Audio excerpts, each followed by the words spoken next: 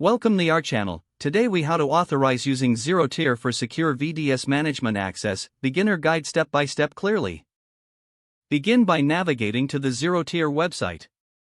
Create a new account if you do not have one. Once logged in, click on the Create a Network button.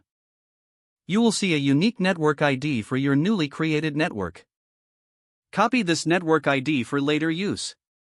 Next, install the ZeroTier client on your virtual dedicated server, VDS. For Linux, you can use the command line to install ZeroTier. Use the command specific to your distribution.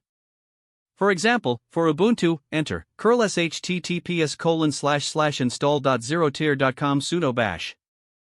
For Windows, download the installer from the ZeroTier website. Run the installer and follow the on-screen instructions. After installation, run the ZeroTier client. For Windows, you can find it in the system tray.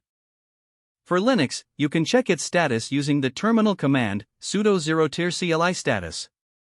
Join your ZeroTier network using the network ID you copied earlier. For the command line, type sudo ZeroTier CLI join your _network_ID. For Windows, you can join the network through the ZeroTier application interface. Once joined, head back to your ZeroTier web console. You will see your VDS listed under the network members. Click on the members link to open its settings. Change the status from private to authorized to allow access.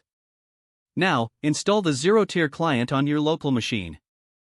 Follow similar steps as you did for the VDS.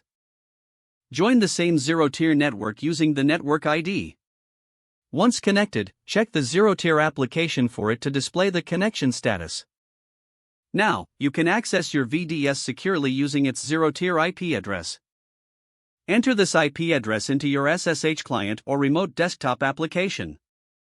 Ensure you have the correct credentials for your VDS login. Don't forget to like this video and subscribe to our channel for more step-by-step tech guides.